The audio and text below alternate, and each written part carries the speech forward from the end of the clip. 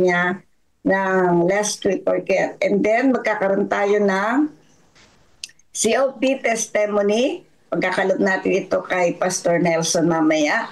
And then ang councils on stewardship, topic natin ay about guard against mistakes on both sides na ipagkakalog naman sa atin ni Sister Maria Lorena de Dios. At ang ating Acts player ni Sister Gina Monsales and Sister Minda Arianda. At tayo po magkakaroon ng closing prayer ni Sister Maria Lorena de Dios and then ang ating pong COP chant and benediction. Ganun po ang pagkakasunod-sunod na ating program sa umagang ito. Ibigay na po natin ang pagkakataon sa ating Bible reading. Sister Tess, andiyan ka na po. Sister Net, sabi niyo Bible reading ako, Sister Net. Yes po, karugtong ka po, Sister Irma. Karugtong. Bible reading. Sige po. Thank you. Sister Tess, andiyan ka na po. Apo. Sige po. Bible reading, chapter 23 ng Leviticus. 1 to 20 po ako. 1 to 20. Okay po? 1 to 20 po. Okay po. Okay na po ako? Ayos na po ito? Yes po. Sige po. Happy God First Morning po sa ating lahat. Ang ating pong Bible reading, medyo pumahaba pero punong-puno po muli ng mga patutuo ng ating Panginoon Diyos sa kanyang kabutihan sa atin na kanyang mga nilalang. Ang ating pong pamagat, batas tungkol sa pistahan ng relihiyon, Sabat, pista ng Panginoon, pista ng mga sanlinggo, araw ng pagsisisi, pista ng tabernakulo. At sinalita ng Panginoon kay Moises na sinasabi, salitain mo sa mga anak ni Israel at sabihin mo sa kanila ang mga takdang kapistahan ng Panginoon na inyong itatanyag na mga banal na pagpupulong. Mga ito nga ang aking mga takdang kapistahan. 6 na araw na gagawa, dadapwat. Sa 7 araw ay Sabat na takdang kapahingahan. Siyang banal na pagpupulong. Anumang gawa ay huwag ninyong gagawin. Isang Sabat sa Panginoon sa lahat ng inyong tahanan. Ito ang mga takdang kapistahan sa Panginoon ng mga banal na pagpupulong na inyong itatanyag sa takdang panahon. Sa unang buwan ng 4 na araw ng buwan, sa paglubog ng araw ay Pasko sa Panginoon. At ng 15 araw ng buwang iyan ay kapistahan ng tinapay na walang lebadura sa Panginoon. 7 araw nakakain kayo ng tinapay na walang lebadura. Sa unang araw ay magkakaroon ng banal na pagpupulong. Anumang gawang paglilingkod ay huwag ninyong gagawin, kundi maghahandog kayo sa Panginoon na 7 araw ng handog na pinaraan sa apoy. Sa 7 araw ay magkakaroon ng banal na pagpupulong. Anumang gawang paglilingkod ay huwag ninyong gagawin. At sinalita ng Panginoon kay Moises na sinasabi, salitain mo sa mga anak ni Israel at sabihin mo sa kanila, pagka kayo'y nakapasok sa lupain na ibibigay ko sa inyo at inyong nagapas na ang 6 yaon, ay magdadala nga kayo sa saserdote ng bigkis na pinakapangunang bunga ng inyong paggapas.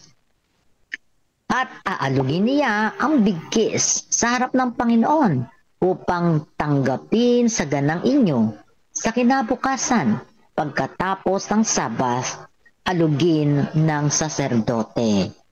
At sa araw na inyong alugin ang bigkis ay maghahandog kayo ng 1 korderong lalaki ng unang taon na walang kapintasan na pinakahandog na susunugin sa Panginoon.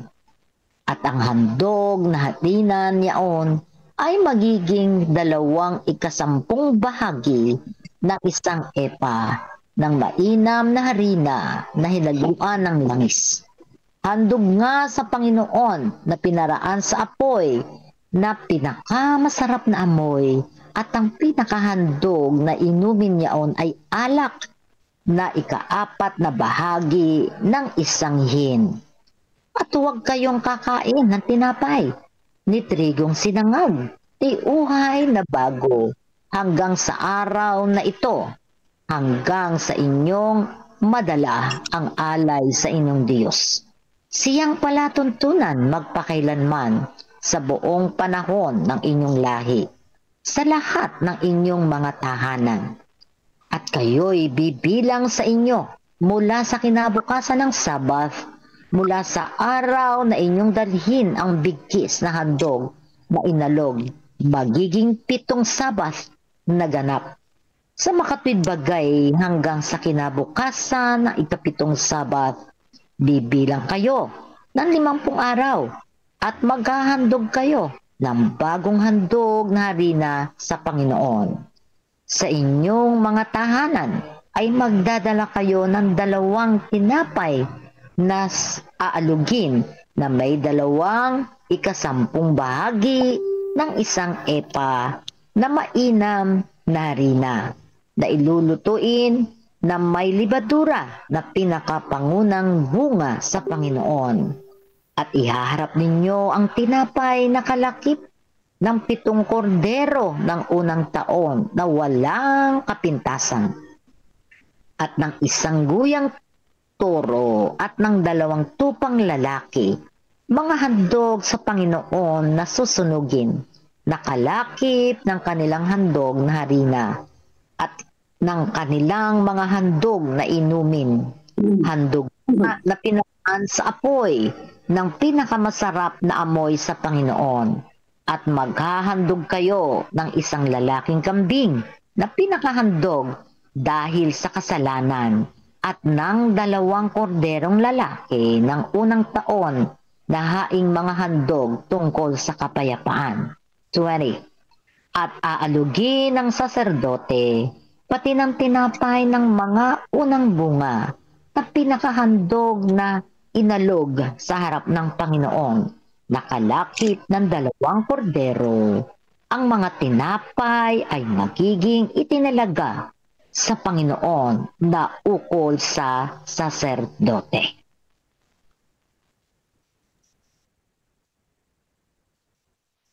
Sir Irma.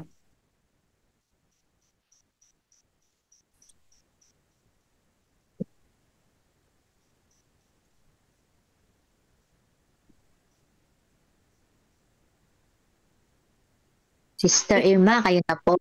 Opo, pista ng mga trompeta. At nagsalita ang Panginoon kay Moses na sinasabi, magsalita ka sa mga anak ni Israel sa unang araw na ika-7 buwan, ay magkaroon kayo ng unang araw ng ganap na kapahingahan, isang banal na pagpupulo na pinagdiriwang sa pamamagitan ng tunog ng trompeta. Kayo huwag gagawa ng anumang mabigat na gawain, at kayo mag-aalay ng handog sa Panginoon at na pinaraan sa apoy. At nagsalita ang Panginoon kay Moses, sinasabi, gayon din ang ika-10 araw na ika-7 buwan ay araw ng pagtubos. Magkaroon kayo ng mga banal na pagpupulong, magpakumbaba kayo at mag-alay kayo ng handog sa Panginoon na pinaraan sa apoy. Huwag kayong gagawa ng anumang gawa sa araw ding yun, sapagkat ito ay araw ng pagtubos, upang gumawa ng pagtubos para sa inyo sa harapan ng Panginoon yung Diyos. Sapagkat sino mang tao na hindi ito ititiwalag sa kanyang bayan, at sino mang tao na gumawa ng anumang gawa ng araw ding yon, ay pupuksain ko sa kalagitnaan ng kanyang bayan. Kayo'y huwag gagawa ng anumang gawa. Ito ay isang walang hanggang tuntunin sa buong panahon ng inyong saling-saling lahi sa lahat ng inyong tirahan. Ito ay magiging ganap nakapahingahan sa inyo at kayo'y magpakumbaba sa ikasyam na araw sa buwan sa hapon. Mula sa paglubog ng araw hanggang sa paglubog ng araw, ipangingiling niyo ang inyong sabat. At nagsalita ang Panginoon kay Moses na sinasabi, inyong sabihin ang ganito sa mga anak ni Israel sa 15 araw ng 7 buwang ito ay 7 araw ng kapistahan ng mga kubol sa Panginoon. Ang unang araw ay isang banal na pagpupulong, kayo'y huwag gagawa ng anumang mabigat na gawain.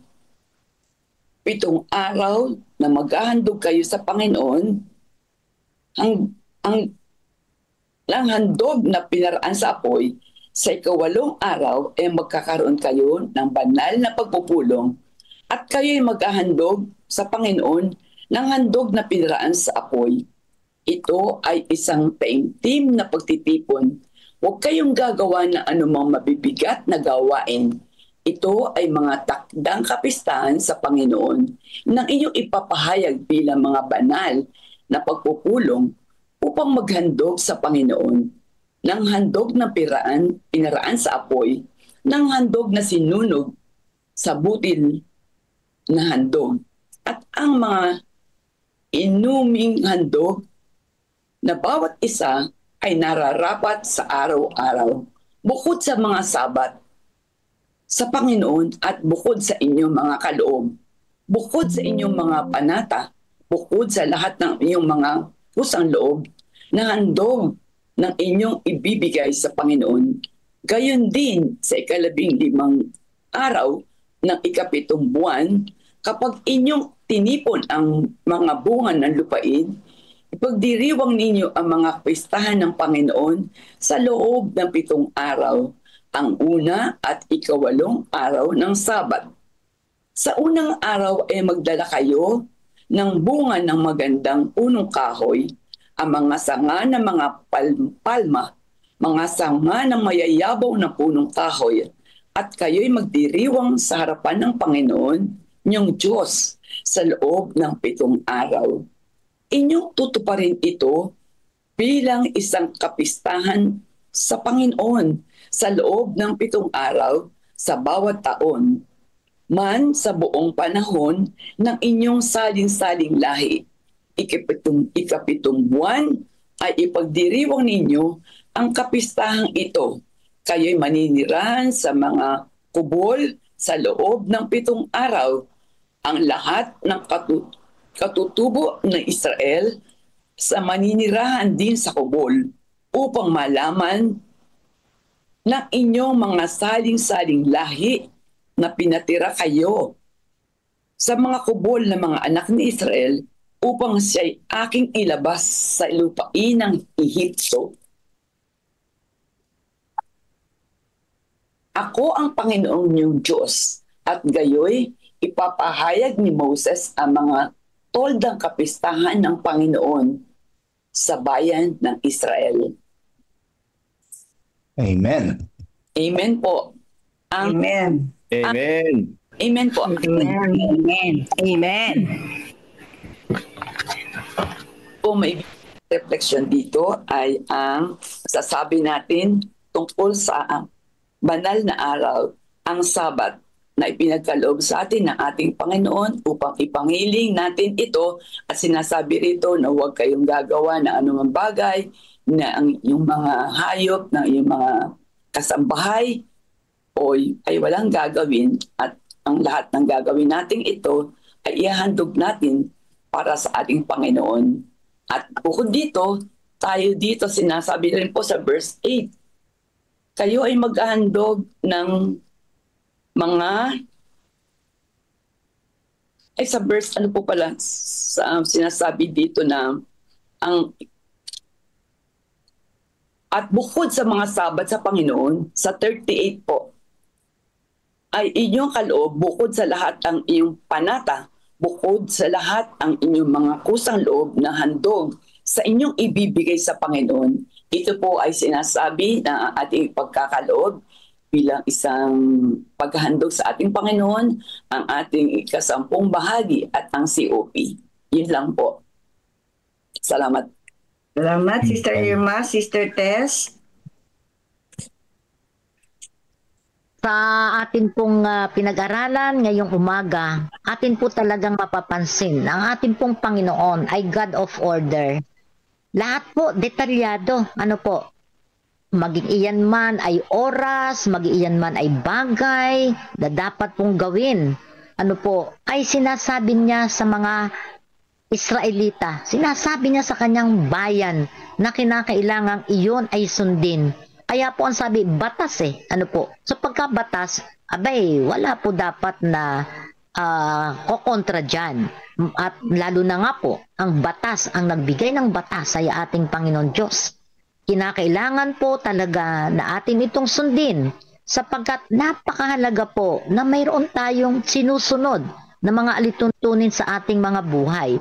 So, yan po ay mga alituntunin, mga batas na una pang panahon, maiyan ay relihiyon, maiyan ay sabat, o mga pagsisisiman, o mga handugman, o kung anong mga bagay. Binibigyan po tayo ng Panginoon Diyos ng mga bagay na ito, na sa hanggang panahon po natin na ito, at hanggang hindi pa dumarating ang ating Panginoong Hesus, yun po ay ating dapat na sundin. Lalo na nga po sa panahon natin ngayon, na yung Sabat, naku, marami na po talaga nakakalabag. Ako nga po kuminsan ganun din po. Naamin ko naman po yun. Pero ang Panginoon po ay gumagawa ng paraan para po malaman natin na yung mga nagagawa natin ay ating inihahayag sa Kanya, inihingi natin ng tawad, pinagsisisihan natin. Yun po ang gusto ng Panginoon Yung po bang tayo laging lumalapit sa Kanya every time na tayo nagkukulang, sapagkat wala naman pong perpekto. Di po ba, Pastor Jerry? Wala pong perpektong tao. Pero nais ng Panginoon maging perfect tayo bago dumating ang Panginoong Hesus. Sapagkat wala pong makakarating sa langit na mayroong kahit konting dungis o kahit konti man na sabi nga blemish. Di po ba? Kaya tinuturuan po tayo ng ating Panginoon hanggang sa araw na ito. At hanggang hindi pa po dumarating ang Panginoong Hesus, ng mga bagay na dapat po nating sundin. Sapagkat yung obedience po, that is our passport to heaven din po mga kapatid. Kaya kinakailangan po full obedience to the law ang atin pong isasabuhay, mga kapatid. Sapagkat kung walang batas, ano po tayo magkakaroon ng ating paghahanda at ang ating paghihintay sa ating Panginoon ay mababalam ng husto. Kaya po mga kapatid, tayo po ay maging mabuting lingkod ng ating Panginoon. Pati nga isampung bahagi at yung COP po, napakarami po nating natutunan diyan para po tayo ay maging good stewards ng ating Panginoon Diyos. Salamat po. Thank you po. Amen. Thank you, Sister Tess. Si Sister Nerissa, mukhang nag-open ng cam. Sige po, reflection, Sister Nerissa. Good morning po. Sa lahat po ng ating mga napag-aaralan at saka dahil sa God First po, dahil yung mga paalala ng Panginoon po ay talagang kung isasabuhay po natin ay tayo hindi po mapupunta sa mali at sa mga hindi tamang pamumuhay. Talaga pong ang Panginoon po ay Diyos ng pag-unawa, pagmamahal at paggabay sa ating lahat. Kaya po sana po talagang magawa natin na masunod ang lahat ng mga paalala ng ating Panginoon. Yun lamang po. Amen. Amen. Po. Basahin ko lang po yung nasa sa ating chat from Pastor Jerry. Reflections from the Bible reading, Leviticus 23. Ang bahaging ito ay tumatalakay ng mga celebrations na may kinalaman sa ceremonial laws na taunan, na takdang kapistahan, liban sa weekly Sabbath. Verse 3, na inaalala ang Diyos bilang manlalalang. Ano ang kahulugan ng taunang pagdiriwang o kapistahan? Sa ano tumutukoy? Ang mga pista ng Pasko at tinapay na walang pampaalsa ay ginugunita ang pag-alis mula sa Ehipto, ang pagdaan ng Panginoon at ang kanyang pagligtas sa kanila at ang walang pampaalisang masa ng tinapay na kanilang dinala. Ang mga pista ng unang ani at Pentecostes ay pinagdiriwang ang simula at pagtatapos ng pag-aani ng trigo sa tagsibol. Ang mga trompeta ay nag-aanunsyo ng paghahanda para sa araw ng pagbabayad sala, Day of Atonement.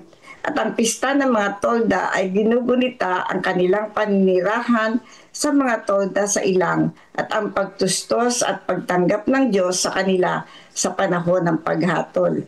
Bawat pista ay idinisenyo upang bigyang diin ang pangangalaga at pagliligtas ng Diyos nung nakaraan. Gayon din, pag-ibig at pagtustos sa kasalukuyan.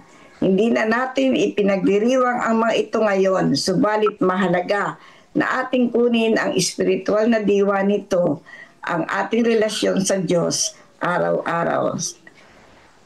Sa ating kapanahunan, kailangan pa rin nating sundin ang mga inaasahan ng Diyos sa atin sa pamamagitan ng pagtatabi ng personal na oras at mga espesyal na araw upang alalahanin ang kanyang mga ginawa para sa atin at pasalamatan siya. At yamang siya ay banal, tayo rin ay kailangang lumago sa kabanalan. Magagawa lamang ito kung tayo ay maglalaan ng oras sa ating Panginoon at pananatilihin ang isang malapit na ugnayan sa Kanya. Maging ugali o estilo natin ang maging mapagpasalamat sa Diyos dahil sa ginawa niya sa atin, pagliligtas, paglalaan at pagpupuno sa ating mga pangangailangan araw-araw. Salamat po, purihin ng Diyos. At kay Pastor Ernie, Amen. yan, kay Pastor Ernie, ito po ang reflection niya. Ang kapistahan sa Leviticus 23 ay hindi lamang ritual, kundi mga espiritual na paalala ng pagkilos ng Diyos sa kasaysayan na hinaharap sa pamamagitan ni Kristo at sumasailalim sa kasalukuyan sa ating buhay bilang kanyang bayan. Amen po. Marami pong salamat sa gandang mga refleksyon at talagang may i-apply natin sa ating buhay sa araw-araw. No po, nire-remind tayo nito bilang mga mananampalataya na i-prioritize talaga natin ang ating Panginoon at magkaroon tayo ng Sabbath rest o magkaroon tayo ng kapahingahan, hindi lamang Sabat, para mag-set aside tayo ng time, spiritual reflection and worship sa ating Panginoon. Katulad nitong ating ginagawang God First Morning, ito po ay nakaset apart natin araw-araw tuwing umaga na siya ang ating uunahin. At ini-encourage tayo ng mga ganitong mga selebrasyon na ay paalala sa atin na tayo ay mga makasalanan at merong Diyos na nagligtas sa atin. Amen. At ito rin ang nagsisilbing reminder para sa atin na i-dedicate natin ang ating pinakamabuting oras, mabuting panahon sa ating mga talento, sa ating mga resources, na alalahanin natin na merong Diyos na nagpo-provide ng lahat ng ating pangangailangan. Ayan. Amen. Amen. Meron pa po ba? Tayo ay nasa oras na, 4:31. Tuloy na po natin. Meron pa po bang gusto mag-reflect? Isa na lang po o dalawa? Brother Rizalino, kayo po ba? Okay, pwede po. Sige po. Ang sabi po ng mga kapatid ay obedience. Dito makikita yung ating sa Panginoon. Kaya tuloy na pagkakamalan tayo mga Seventh-day Adventist na sa pagsunod sa utos, kaya tayo naliligtas. Tamang hindi na po natin ginagawa yung mga ritual na yan na sinabi kanina ni Pastor Ernie.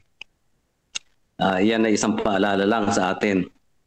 Kaya lang, hindi na nga natin ginagawa yung mga ritual na yan. Marami naman tayong ritual na ipinalit sa ating modernong panahon.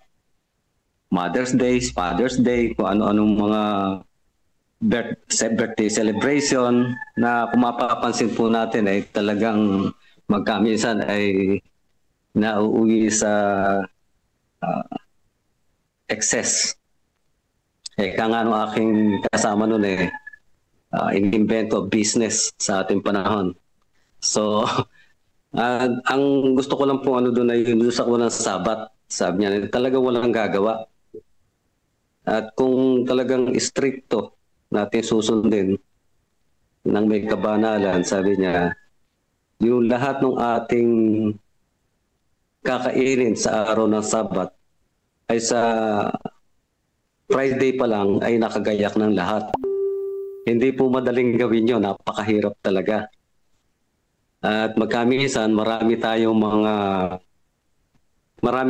mga dahilan kung bakit hindi natin masunod yung preparation day na yon, no? Pero kung susundin natin thus said the Lord, malinaw naman po sinasabi diyan sa ating binasa na ihanda ng lahat sa araw ng preparation day at wala nang magpaparingas ng apoy pag-araw ng Sabat. Di po ba? Now, sabi po sa data do sa GC. Kaya po napakaganda po nitong ating ginagawa nito ngayon na talaga inuuna natin yung Panginoon, nagkakaroon tayo ng Bible reading. Dahil do sa data, 33% lang ang nagbabasa ng salita ng Diyos.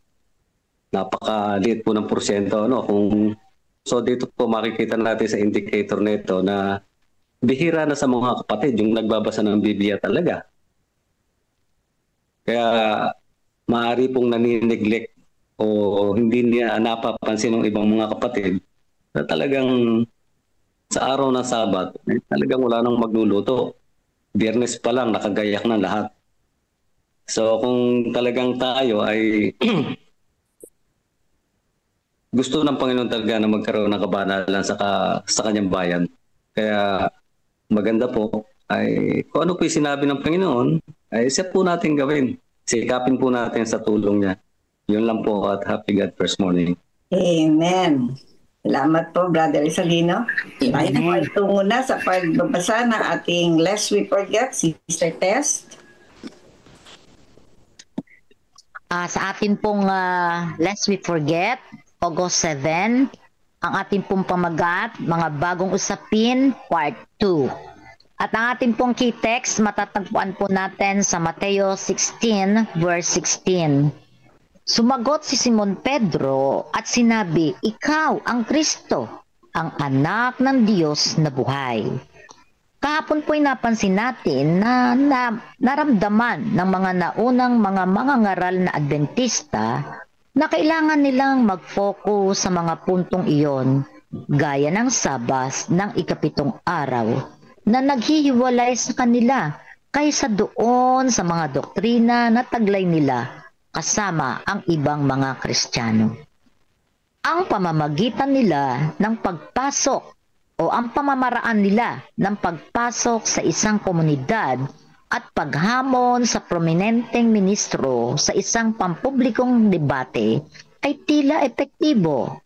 Kung tutuusin, dahil walang telebisyon, ang pinakamagandang palabas sa isang maliit na bayan marahil ay dalawang mangangaral na nagtatalo kung gaano katagal magdurusa ang mga tao sa impyerno. Sa anuman, tila hindi nahirapan ang mga Adventista na maipadinig ang kanilang mensahe sa malaking pagtitipon. Ngunit ang 40 taon ng pagdidiin sa mga katotohanang Adventista sa kaligiran ng debate na kinaliligtaan ang pangkalahatang doktrinang Kristiyano ay may dalawang masamang epekto. Una, nilinang nito ang mga Adventistang palaban, isang kaugaliang magdudulot ng kaguluhan sa denominasyon sa mga pangyayaring nakapalibot sa mga pagpupulong noong 1888.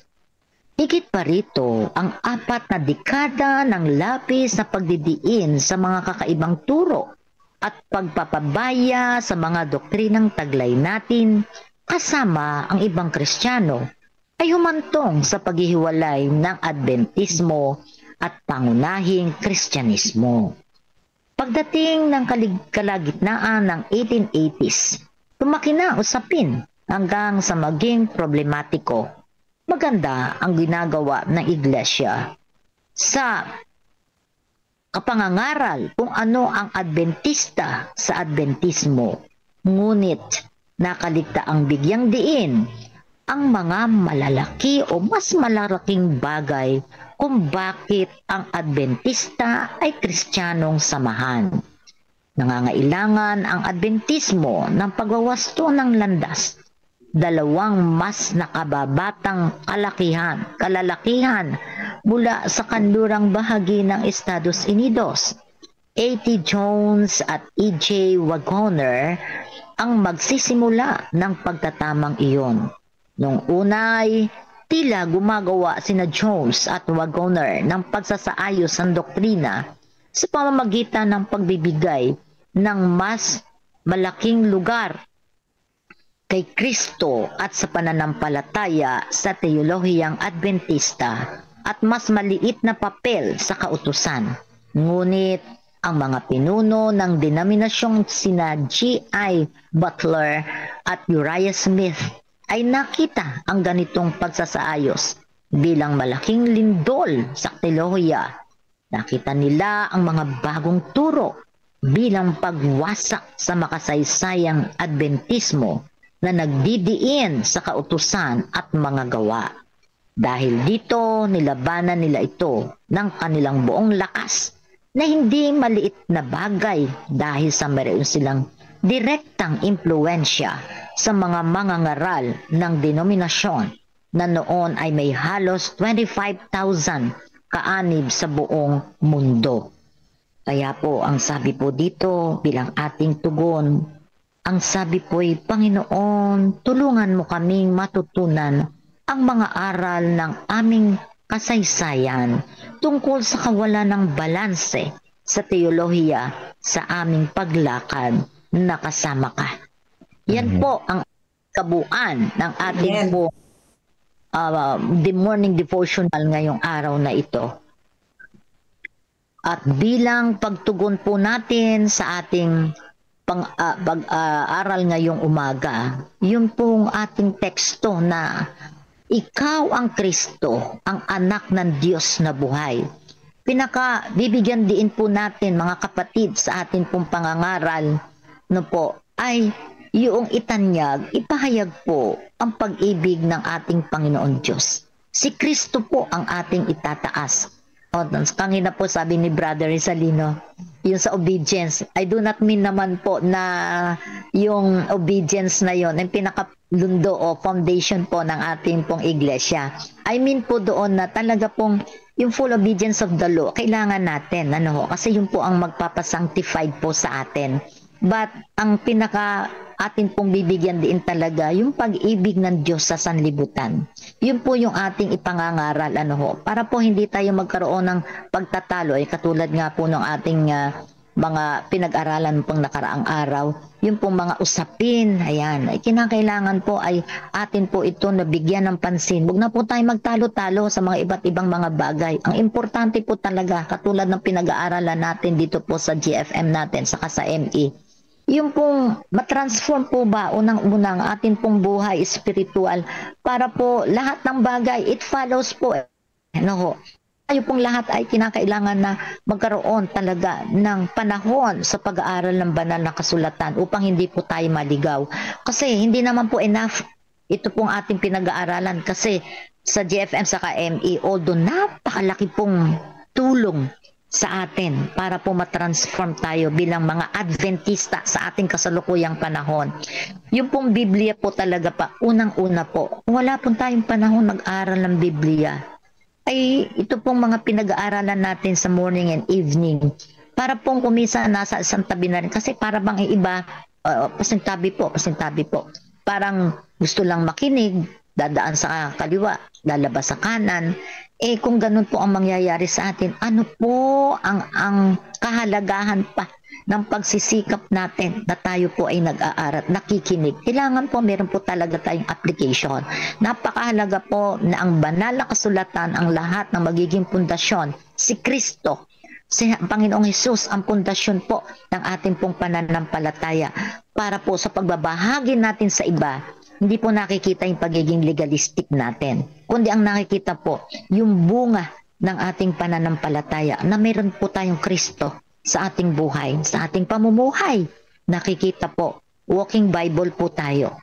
At yan po ang mahalaga na atin pong maging pamantayan sa ating mga buhay bilang mga Adventista, bilang mga Kristiyano na naghihintay sa ating Panginoon. Kailangan po tayo ay gumawa. It's high time, mga kapatid, na tayo po'y gumawa sa ikalalago ng ating pananampalataya at ikalalago ng gawain ng Panginoon. Malapit na po. Kaya po kailangan na tayo ay handang-handa na gawin ang ating magagawa. Even sa pinakamaliit nating kakayahan at kaparaanan, hilingin po natin sa Panginoon, hindi po tayo mabibigo kapag po tayo lumalapit. Ang importante po, sabi nga, ang Panginoon inaabot tayo, ay atin po abutin din ang kanyang kamay, mga kapatid. Kapag hindi po natin siya inabot, wala pong mangyayari sa ating pananampalataya. Magiging tayo po ay baog sa pananampalataya, kundi naman din po tayo gagawa para sa gawain ng Panginoon. Nilang po. Thank you so much. Amen. Thank you, Sister Tess, sa napakagandang refleksyon. Tunay nga, nag-strike sa akin dito sa ating morning devotional yung salitang Adventismo at Adventista at Adventismo. Yung Adventista, ito yung tao. Adventismo, ito yung pagsunod. Ito yung paraan ng pagsunod. Kasi dito sa ating tinalakay ngayon, ito ay tumutungkol sa usapin pangalawa. Ito yung debate, kaya nga nagkagulo eh. Kaya ito ay pinapaiwasan talaga sa atin. Katulad nga sinabi ni Sister Tess kanina, ay talagang pinapaiwasan sa atin ang mga ganitong mga diskusyon na nagkakaroon ng palitan, ng mga reflections, hindi naman reflection kundi yung pinagpunto na ipagdidiinan. Kaya sa atin dito sa napakahalaga talaga na ating natutunghayan yung iba't ibang mga kasaysayan ng ating mga patriarka at matututo tayo doon sa kanilang mga experience noong una. Kaya nakita natin na dito sa umpisa ay nagkakagulo sila at nakita nilang hindi maganda ang ginagawa ng mga kapatid na nagkakaroon ng bahagi na kung saan ay merong dalawang mga kanal nagtatalo kung gaano yung kanilang pagtatalo ito sa usapin kung gaano magtatagal ang pagdurusa ng mga tao sa impyerno. Di po ba? Samantalang nabasa naman natin at napag-aralan natin na wala naman talagang tunay na impyerno na magsasama-sama doon at magtatagal doon yung mga kundi ito ay mga hindi naman literal. Kaya po, napakabuti ng ating Panginoon sa ganitong mga kaparaanan na nakakabasa tayo ng mga karanasan ng ating mga patriarka. Ganon din sa pagbabasa natin ng banal na kasulatan ay naiuugnay natin ang mga turo at nakikita natin kung saan tayo naroon sa panahon ngayon. Yan. Meron akong nabasa dito sa kay Pastor Jerry. Jesus is the central focus of Scripture and history. Is also the central focus of Adventist doctrine and experience. Seventh-day Adventist Fundamental Beliefs, copyright 2018. At sabi pa sa ito yata ay kanina pa doon sa ating Bible reading. Okay? Meron pa po ba? Nais na mag-reflect? Pwede pa, Sister Net. Sige po, Brother Salino. Marami po din sa chat box. Opo. At meron pa ba? Sorry.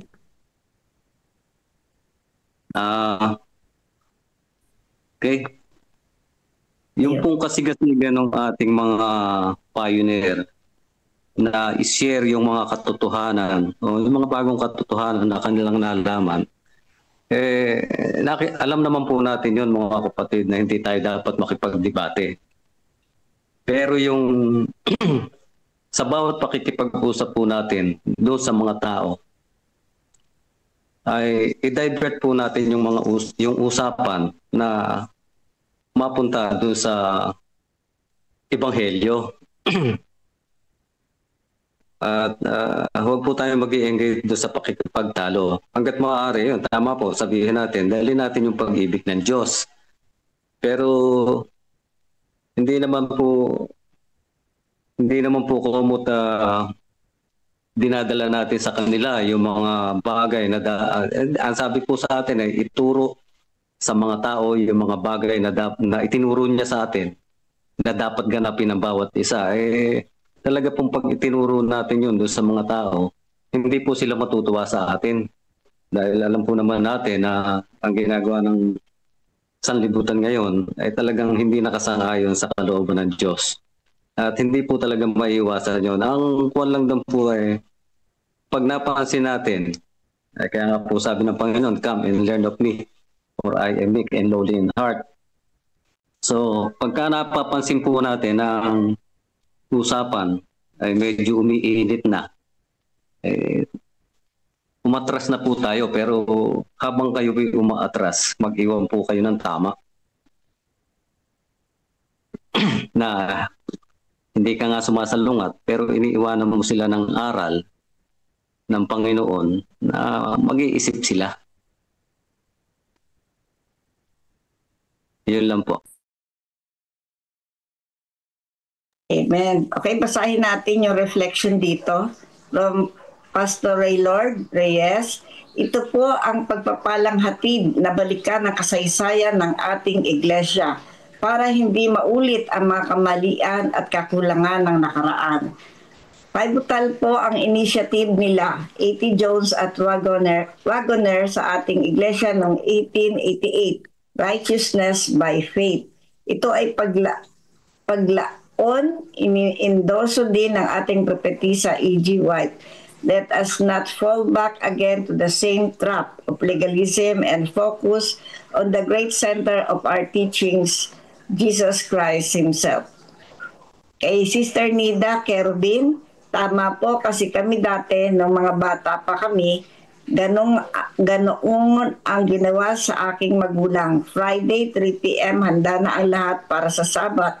Kaya kung ganoon ang naituro sa mga anak, mabuti lalong-lalo na sa ikasampung bahagi na ituro sa mga anak. Pinakamaganda kong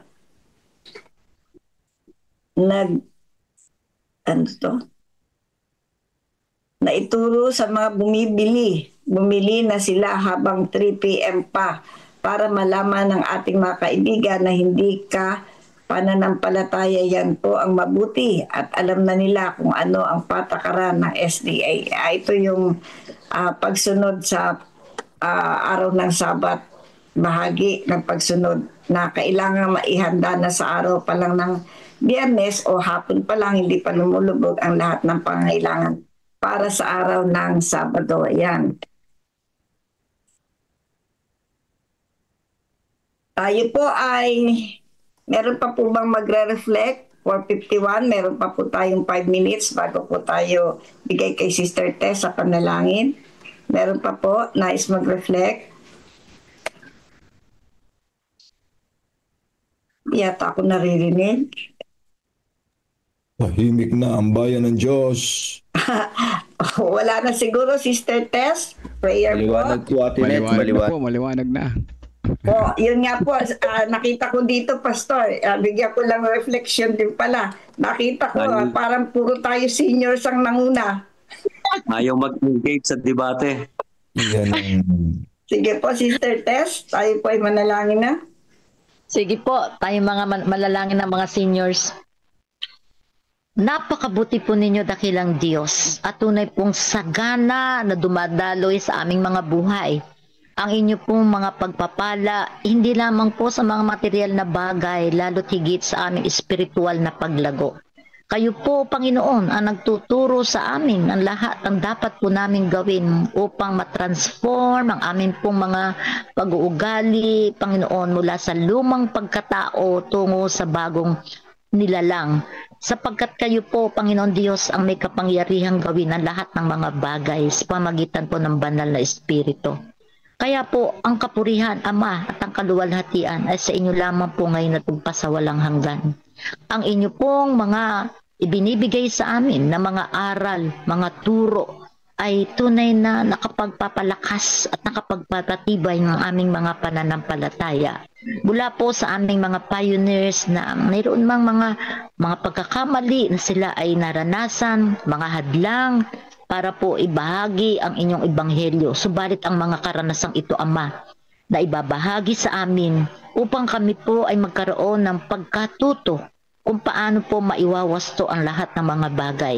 Subalit, O Diyos, sa kanila pong mga pagkakamali, sila naman po ay natuto. Praise God, Panginoon. Ngayon po sa amin din pong mga buhay Kristiyano sa aming kasalukuyang panahon, magkamali man kami, Panginoon, alam po namin na, O Banal na Espiritu, Panginoon Diyos, kung kayo po ay lalapit sa amin at kami po ay tunay pong lalapit din sa inyo at aabutin ang inyong kamay, kami po ay nakasisiguro at nakatitiyak na kayo po, Panginoon, ang hahango sa amin sa mga pagkakamali na amin pong nagagawa. Yun nga lamang po yung pagsisihan namin ang lahat ng aming mga kalikuan, ng aming mga kamalian, upang ito po magkaroon ng Panginoon Diyos ng kaganapan na kami po ay tunay na mababago sang-ayon po sa wangis ng aming Panginoong Hesukristo. Tunay pong kayo, Panginoon, ang aming protector, sustainer, partner, lahat sa aming mga buhay.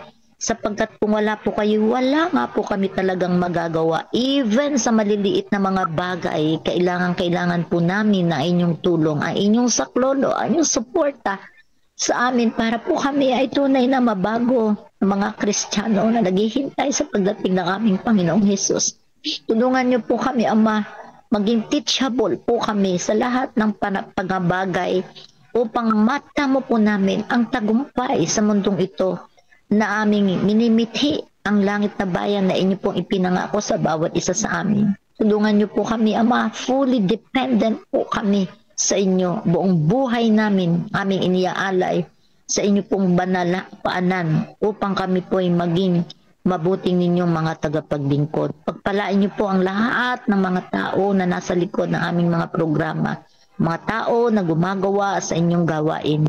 Sa inyo po kami lubos na umaasa, Ama, sapagkat naglalaga kami ng amin pong pananampalataya sa inyo po. Sa inyo lamang, Diyos Ama, Diyos Anak at Diyos Espiritu Santo, na iisang Diyos na amin pong sinasamba.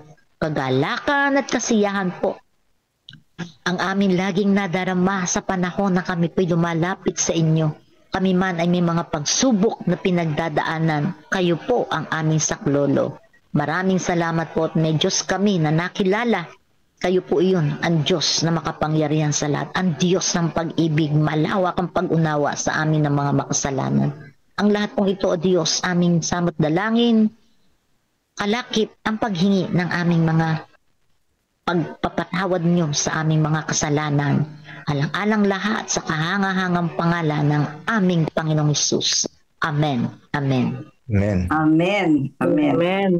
Thank you, Sister Tess. Amen. Thank you, Amen. Brother Melvin, sa Amen. ating Amen. video history. Sister Irma, thank you.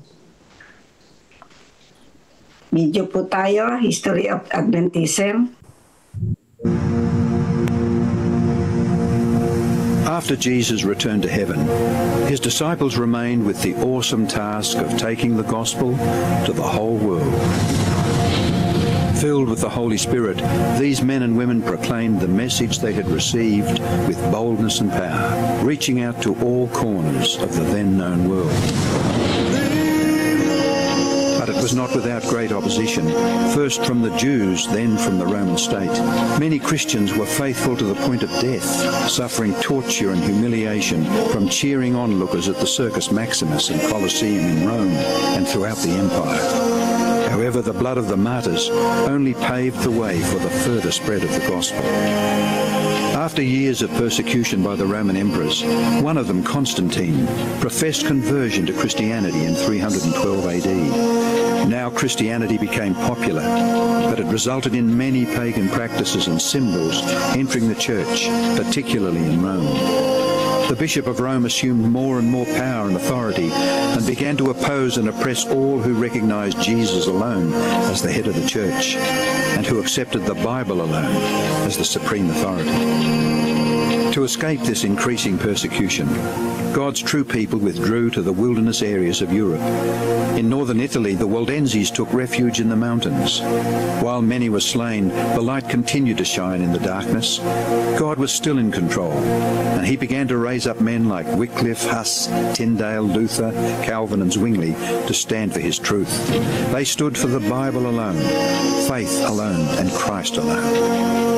In 1798, in fulfillment of Bible prophecy in the book of Daniel, the religious and political supremacy of the Roman Church was temporarily reduced when General Berthier removed Pope Pius VI from his throne.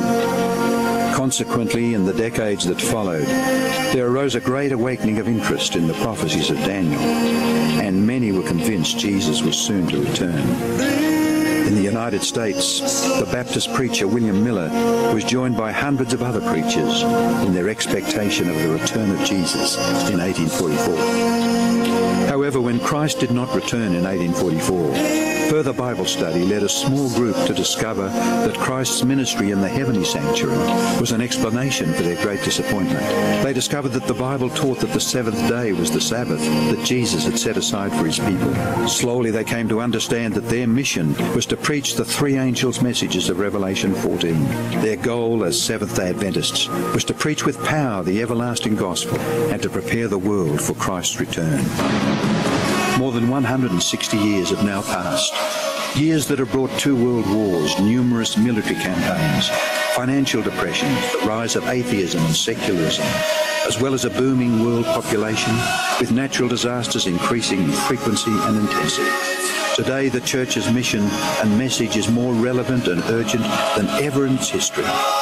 Jesus is coming soon, and the world must be warned. Prepare to meet your God. Amen. Ngayon po ay panahon para sa ating corporate testimony.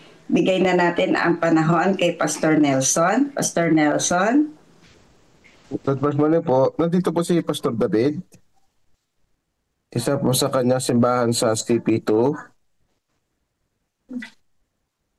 Nandito po. Hanap sa kanya. Wala pa yata siya. Ate Claire. First morning po. First morning. May nasabihan po si Pastor David sa inyo, sa district po. Kaya? Hindi ko po alam, pero kami po hindi na ala po siyang nasabi sa amin. Okay.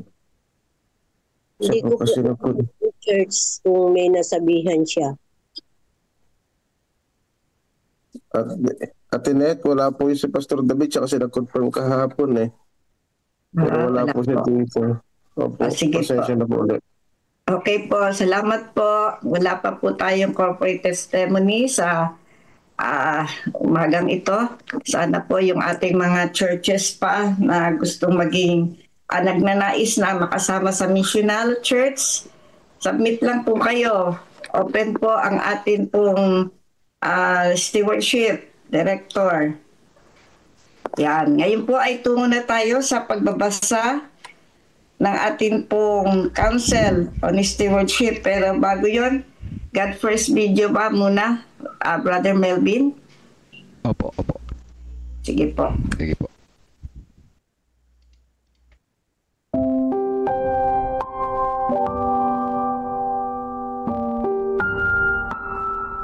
Sa buong sanlibutan, June 1. Sa 2,300 hapon at umaga, pagkatapos ay malilinis ang santuario. Daniel Kapitulo 8 versikulo 14. Naglalahad ang Daniel 8 ng kahanga-hangang propesya. Kilala natin ito sa tawag na 2,300 na gabi at umaga na propesya. Ipinahayag ng talata sa Biblia na sa katapusang panahon ng propesiyang ito ay may 2 bagay na mangyayari. Una ay sa langit, malilinis ang santuario. At sa lupa, ang katotohanang tinapaktapakan ng 2,300 na taon ay muling ibabalik. Ngayon, ibaling natin ang ating pansin sa 2 puntos. Eksakto sa katapusan ng propesya, noong 1844, isang grupo ng mga tao mula sa iba't ibang iglesia ay nagsimulang mag-aral ng Biblia ng masinsinan at nalaman nila na may katotohanan sa Biblia na tinanggihan o kinalimutan. Noong una, wala silang intensyong magpasimula ng pangrelihiyong kilusan. Ang kanilang tanging hangarin ay dalhin ang katotohanan ng Biblia sa kanilang mga iglesia. Gayunpaman, dahil nahaharap sa pagtanggi sa mga katotohanang ito, nagpasya silang itatag ang General Conference ng Seventh-day Adventists noon, sa mga pagitan ng ika-20 ng Mayo at 24, 1863. Inulit ang lahat ng mga propesiyang iyan sa aklat ng Apokalipsis, kung saan inatasan ang mga nalabing tapat na ipahayag ang katotohanan sa buong kalupaan, bawat bansa, lipi, wika, at bayan. Apokalipsis Kapitulo 14 Versikulo 6. Dahil sa pagkaunawa ng pangbuong sanlibutang misyong panawagan, nagpasya ang iglesia ng Seventh-day Adventists na huwag sumunod sa sistema ng pamahalaang sinunod ng karamihang Kristiyanong iglesia, tulad ng Congregationalism. Inilalagay ng sistema ng gobyernong ito ang pagdidiin ng pamamahala sa lokal na iglesia, na pumapatnubay sa halos karamihang panukala at pagkilos ng iglesia. Ang uri ng pamamaraang ito ay naglilimita ng pandaigdigang pananaw at humahadlang sa pagkakaisa ng lahat ng mga kongregasyong dalhin ang ebanghelyo sa bawat bahagi ng mundo. Dahil sa pambuong sanlibutan ang propesiyang pagkatawag sa atin, dapat tayong maggabayan ng sistemang may kakayahang magpadala ng ebanghelyo at mga panustos sa bawat lipi, wika, bansa at mga bayan ng mabilis at epektibo. Iyan ang dahilan kung bakit ang Seventh-day Adventist Church ay nagpasyang ipatupad ang representative system, kung saan nagkakaisa ang lahat ng iglesia sa doktrina, sa misyon, at sa pinagkukunan upang ang mga pabalitang naibalik mula noong 1844 ay makarating sa buong mundo ng mabilis. Panawagan. Kung ipinamamahagi ang inyong pangakong handog ayon sa Combined Offering Plan na siyang iminumungkahi at isinusulong ng General Conference, kung magkagayon ang 50 hanggang 60% ang magtataguyod ng misyonerong gawain ng lokal na iglesia, 20 hanggang 30% ang magtataguyod ng pangrehiyong gawain ng inyong konferensya, at ang 20% ang laging magtataguyod sa World Mission Fund o World Budget, upang magbigay ng balanseng tulong sa lahat ng pangbuong mundong gawain ng iglesia.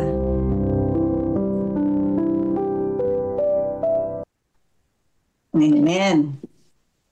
Ngayon po ay tutungo na tayo sa pagbabasa naman sa ating Council and Stewardship na ipagkakaloob po sa atin ni Sister Maria Lorena de Dios. Tayo po ngayon ay nasa chapter 54, section 3. Yan. Sister Malu. Morning. Okay lang po ba yung sounds ko? Okay lang po, Sister. Maliwanag. Salamat po. Good morning and happy God first morning. Ito po yung ating leksyon mula sa Councils on Stewardship. Mag-ingat sa pagkakamali sa magkabilang panig. Ang katanungan ngayon sa atin ay, sisikapin ba nating makuha ang mga lupaing may mainam na halaga at kilalalagyan kung hindi naman natin tiyak ang pangangailangan ng salapi? Mga kapatid na blank and blank. At ang iba ay tutol sa pagkakaroon ng utang. Dapat hindi ako handang magtayo kung ito ay hindi na dapat gawin. Kung ang lupain naman ay itinuturo sa atin ng Diyos, at ang hadlang lamang ay ang hindi pagkakaroon ng handang salapi na ang lupain ito kung atin lang nakuha ay maaari namang mabayaran sa madaling panahon. Kailangan tayong mag-ingat na magkamali sa alinmang panig. Mula sa statement from Ellen G. White Manuscript Files, 167, 1902. Maikli lamang po yung ating pag-aaral ngayon. Dahil ilang araw na po tayong nag-aaral o ating tinatalakay ang tungkol sa pangungutang. Parang tinignan ko to, sabi ko parang nung unang binasa ko, sabi ko parang ang hirap naman intindihin kung doon lang tayo tututok sa aking nabasa o doon sa leksyon na ito sa chapter 3 o sa paragraph 3. Hinanap ko po yung letter na to. Ito po pala ay kasama sa mga diary ni Mrs. White. Sa pagkakaunawa ko, may dalawang panig. O parang lumalabas may higit pa dito sa ating binasa. Na yung isa, parang naghahanap sila ng lupain po, di ba, na pagtatayuan ng sanitaryong bato sa Nashville. Kung di ako nagkakamali. Merong isa na nakakita sila siguro nakakita na ng tama na lupain para doon sa pagtatayuan ng project na to. Pero wala pa silang pera. At meron naman na gusto na nila bilhin to, lakasan lang ng loob. Iniisip nila na ito na yung kalooban ng Diyos, ito na yung tamang lugar para bilhin natin. Pero wala naman silang salapi. Kaya parang sa pagkakaunawa ko po sa aking nakita, pareho silang, dahil iginagalang nila si Mrs. White, pareho silang nagsumbong kay Mrs. White. Pareho silang sumulat kasi wala pa namang katulad natin ngayon na high-tech o high technology na by call, by text, by internet, madali tayo makapag-communicate. Noon sa panahon nila, sulat lang. Kaya tinitingnan ko po yung kahapon at sa ngayon, 1902 yung pangyayaring ito. Tapos yung sagot ni Mrs. White, 1903. Pero sa susunod ng pag-aaral natin, makikita pa natin na hindi pa ganun kabilis yung kanilang communication o pagtugon. Naalala ko nung panahon na nandun sa abroad ng mister ko, minsan nangyari yon. Alam mo, may problema ngayon. Siyempre, wala akong mapagsusumbungan o kailangan sabihan. Napakamahal at saka hindi ka agad niya matatanggap kung tatawag kasi iba yung kanyang tinutulugan doon sa kanilang work site. Bago tumating sa kanyang letter, 2 weeks. Ngayon, bago siya makapag-reply, another 2 weeks kung magre-reply siya kaagad. Kaya halos 5 weeks o mahigit isang buwan bago ma-receive yung kung ano yung topic ngayon o aking issue ngayon, pag nag-reply siya, tapos na actually. Parang ganun po. Kaya nakikita ko yung scenario na ganoon ang hirap ng communication noon. So, sa isang punto na napansin ko po, bilang kinikilala at nire-respeto nila si Mrs. White, ito ang tugod niya. Mga kapatid, sabi niya, hindi ako handang magpayo kung ito ay hindi nga dapat gawin. So, ang kahalagahan ng isang chairman o mediator na nakita ko sa tulong ng Panginoon, hindi ka padalos-dalos sa pagdedesisyon. Doon nakikita mo na may nagsusumbong sa'yo both sides. Parehong may punto na tama. Idinudulog sa Panginoon. Nakita niya yung kagandahan. Napakaganda ng lupain. Ito na yung accurate na tamang-tama na dapat bilhin para doon sa project na kailangan nila. Pero yung isa naman walang pera. At against sila na mangutang para sa gawain ng Panginoon. Kadalasan, may isang istorya sa aming karanasan na nagkaroon ng ganitong issue. Kaya sa kabilang sa strat plan natin, sa pagpaplano, kailangan yung ano ba yung mga advantages and disadvantages natin pag-aaralan. Pero napakaganda ng characteristic ni Mrs. White na nakita ko dito. Hindi siya pumalig basta-basta sa isang panig. Kahit na alam niya na napakaganda ng katwiran ng bawat isa. Kung tutuusin, parang pwede niya nakaagad, ay hindi, wala tayong pera. Kung maninindigan siya, wala tayong pera, wala tayong kung masyado siyang stricta. tama yung sinasabi ni ganito, pero hindi po siya ganun. Hindi pa siya makapag-desisyon, sabi niya, hindi siya makapag-desisyon sa oras na yun. Pero sabi niya, ang problema na lang nga, nakikita niya talagang napakaganda ng lugar. At ang problema lang ay hindi pa handa o wala pa sila yung sinasabing handang salapi para doon sa pagbabayad ngayon. Naalala ko po yung karanasan ni Haring Solomon. Masasabi natin katulad ng isang matalino na kagahatol. Yung dalawang babae, nagsumbong sa kanya, lumapit sa kanya. Nung ninakaw ng isang babae, yung pinagpalit niya yung anak niyang patay doon sa isang patay so ng bagong panganak. Kine-claim nung babae na ninakawan ng anak. Sabi niya, anak ko yan, mahal na hari.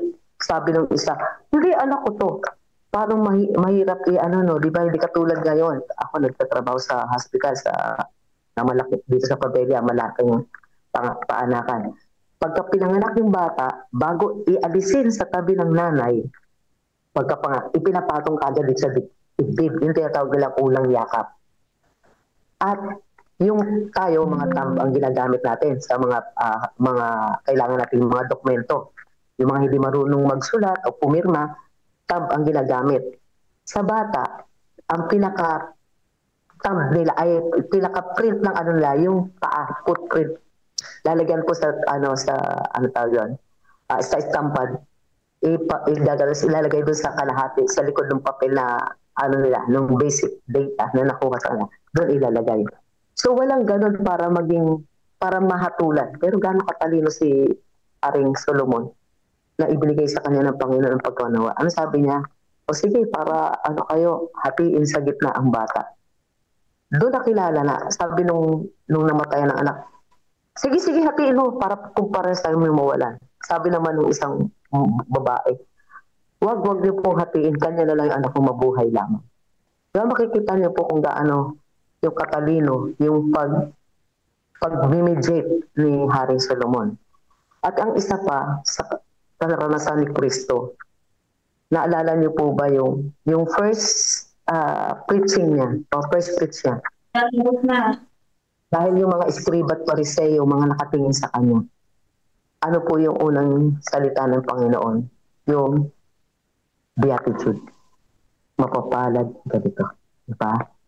Kaya ito po ang nakita ko Dahil ilang araw na tayo nag-uusap tungkol sa pananalapi o sa pagkakautang, ang nakita ko po dito bilang reflection ay ang ugali ni Mrs. White na hindi siya basta-basta kumampi kung kanino man. Kaya nga sabi, mag-ingat na magkamali sa magkabilang panig. Tingnan po natin mabuti ang bawat sitwasyon. Kung may nalaman tayo, may nagsumbong na si ganitong kapatid, si ganito, huwag natin i-direct sa board. Nakaka-offend po yun mga kapatid. Sundin natin yung pahay sa iglesia. Ano po sabi? Kapag mayroon kang laban sa kapatid, kung talagang concerned ka, kausapin mo muna siya.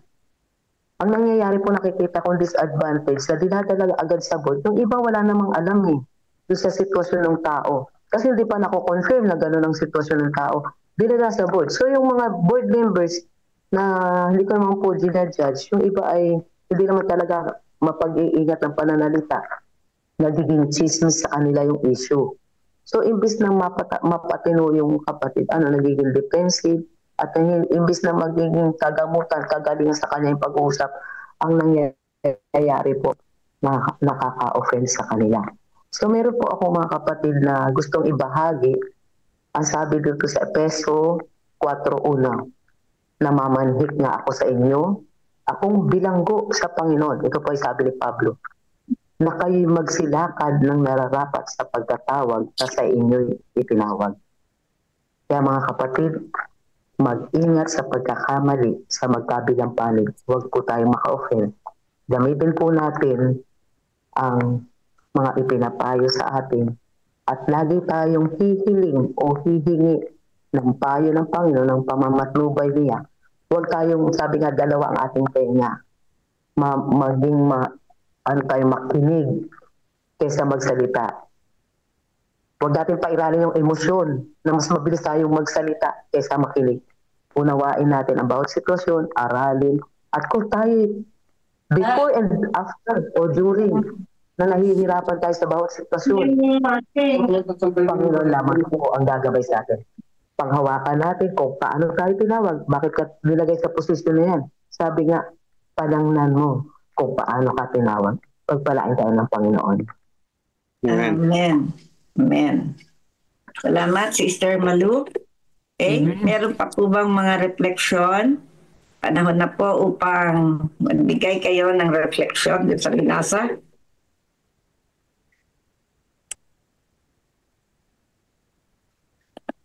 Maliwanag na yata.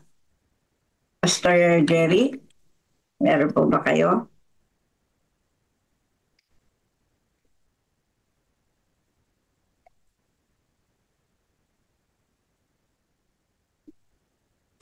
Sabi ni Brother Rizalino, Bible study and Spirit of Prophecy reading ay ito'y pasasalamat. Napakaliit ng porsyento sa ating kalagitnaan.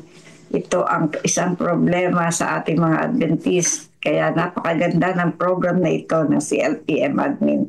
Nagkaroon tayo ng GFM. Maraming salamat po sa mga leader. Salamat po. May mga reflection po ba doon sa ating binasa, mga kapatid? Stewardship?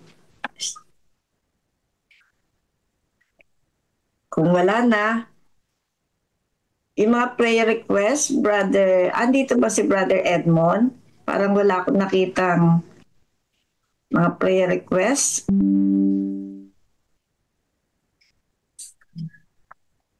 Wala nga po si Brother Edmond. Ikunin natin yung nasa kahapon sa messenger. Nandali lang po ilalagay ko dyan.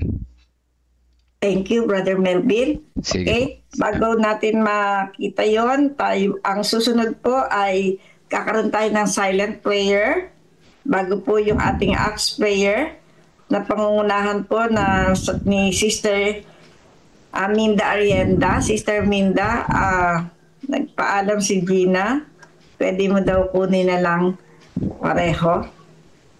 Adoration, confession, thanksgiving, and supplication. At ang closing prayer po natin, ay closing song, then closing prayer po ni Sister Maria Lorena de Dios at si COP chant and benediction ni Pastor Joey de Ocampo. Wait lang po natin yung atin po mga prayer requests.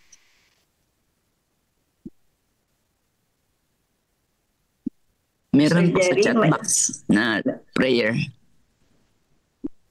So Jerry, may nais ka pong i-promote o Pastor Nelson habang atin pong hinihintay yung ating mga prayer request. Nandiyan na po yung prayer request. Nandiyan na po Nandiyan sa na chat po. box. Ito na po. Sister Minda, nakita mo na? Opo. Ayan po. Sige po. Tayo po ay sumandaling pasakot natin ang ating mga sarili sa presensya ng Panginoon. Tayo po ay manalangin. Una po ay ang ating silent prayer para po doon sa ating commitment card. Amen, mga kapatid. Tayo rin naman ay manalangin. Ano po? At ang oras ay nagtutumulin. Bagaman maaga pa, ay ako ay may gagawin pa. Ano po? Sige po. Teka lang Bakit? Ayan.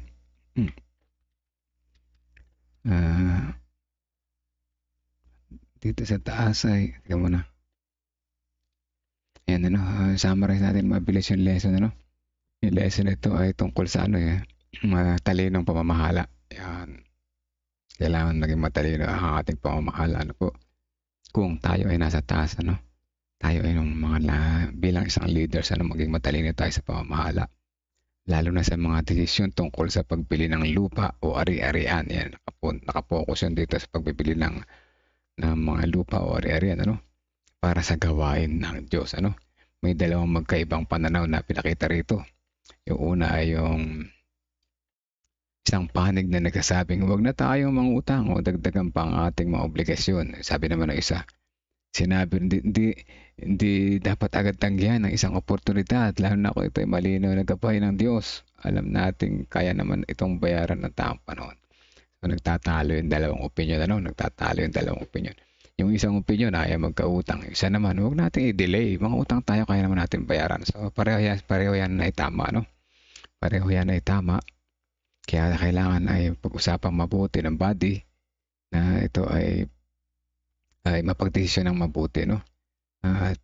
Tama nga na hindi maganda mangutang, pero hindi lahat ng pangungutang ay mali.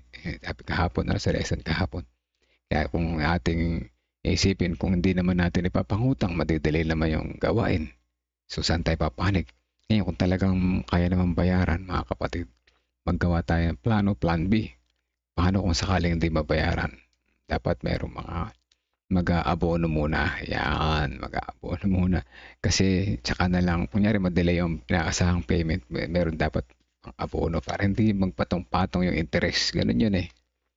Ganun yun, ano po mga kapatid. Kaya iniiwasan yung utang para sa patong-patong na interest kung hindi nababayaran ng tamang oras. Yan. So yan ano. So maging matalino sa pamamahala. Yan, ano po. At yan ang ating lesson. At nais kong basahin ito na kay Ma'am Nora, nawa pong lahat ng ating binabasa at naririnig ay nagdadala sa atin ng mga malalim at personal na relasyon sa ating Diyos para lumagong pananampalataya. Yun nga, no? Sabi nga kanina sino ba yun nagsalita? Pasok sa kaliwang tenga, labas sa kanan tenga. Huwag naman sana maging ganun, ano? Huwag naman sana maging ganun. Slow to speak, slow to anger. So, ganda yung magpadalos-dalos, Ma'am Nora. Kasama natin sa panalangin yung pasalamat ni Ma'am Nora at yung kanyang anak na si Brother Leonard. Ay naku po, purihin ng Panginoon. Ano? Fit to work na at back to work na siya kahapon. Ano? Ayan. At sama natin sa panalangin yung kanyang anak na patuloy na maging healthy. Ayan po. I humbly ask for Lynn Cusio Enos. Sige, sama natin si Lynn Cusio Enosa. Naku po, siya ay nasa malubhang kalagayan naman ngayon. Ano? Sige po, Ma'am Nora. Sige po. Sama natin sa panalangin. At pagpatuloy tayo sa pananalangin, 30 seconds silent prayer muna and then I will continue po. Let us pray, mga kapatid.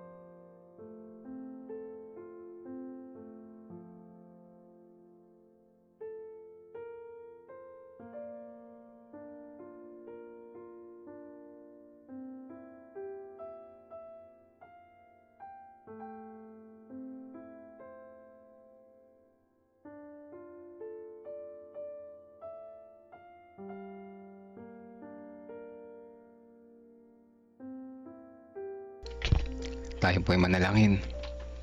Ang mabanal na makapangyarihan sa lahat, muli po kami nagpapasalamat sa inyo sa umaga na ito na ibinigay niyo sa amin panibagong buhay at kalakasan at patuloy na imbitasyon para kami ay makapakonect po sa inyo ngayong umaga na ito.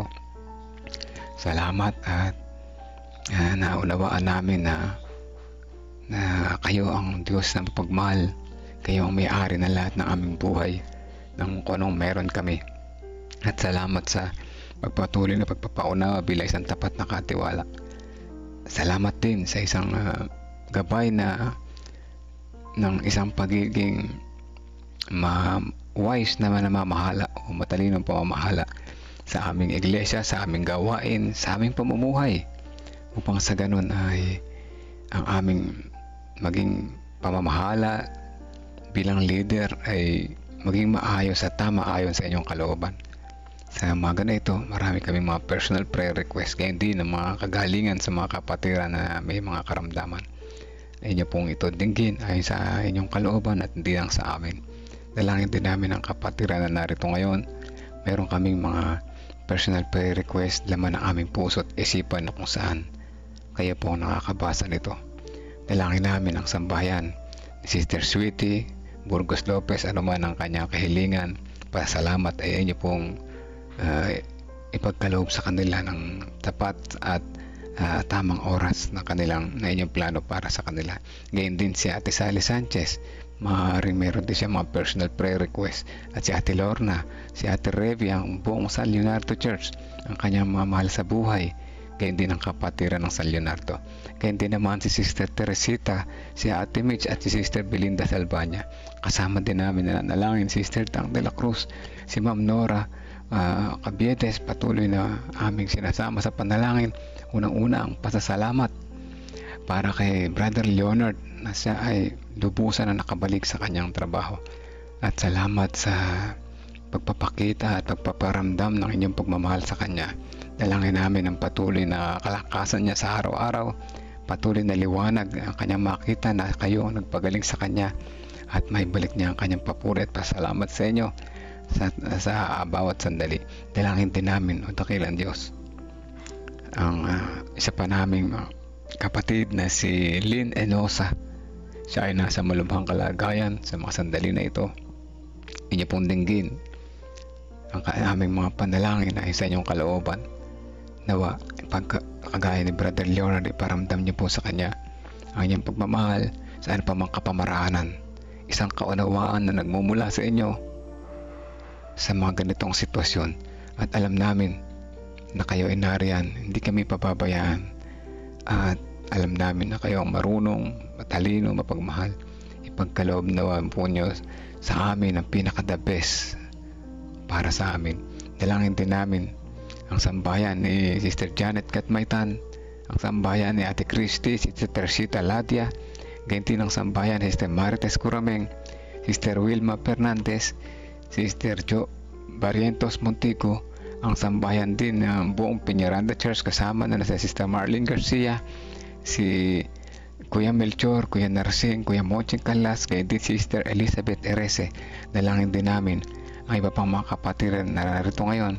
Bagaman din namin nabasa ang kanilang mga pangalan, din namin nabanggit ang kanilang mga pangalan, ay alam niyo po ang kanilang laman ng isipan at puso sa mga sandali na ito. Ingatan po kami sa maghapon na ito. Kayo po manguna sa aming pag-iisip, panalita at magawa upang kami po maging karapat dapat po sa inyo. Patawad po kung saan kami nasumpungan, nagkulang at nagkasala. Ito po kami dalangin sa pangalan ni Jesus. Amen.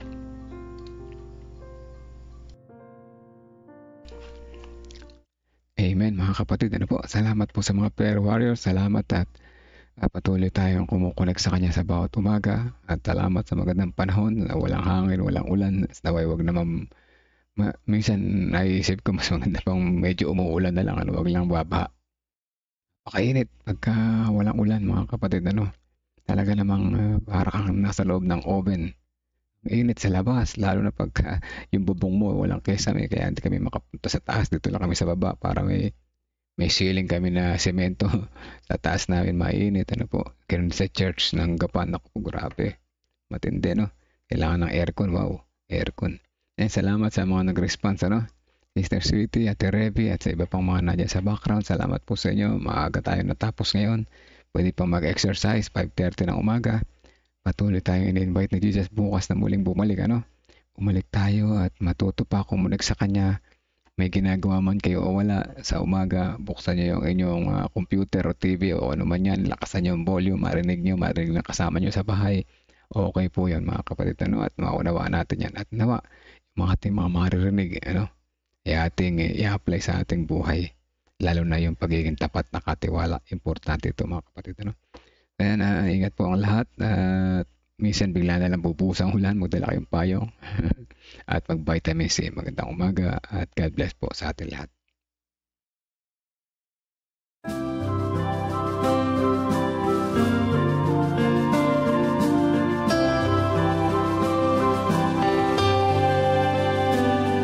I hear the voice of Jesus calling.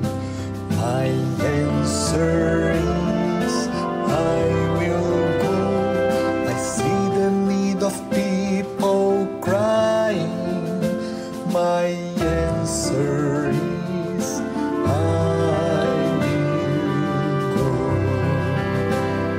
I go to share the message of love. I go to share the blessed hope. But if I get discouraged, I call to Jesus' help.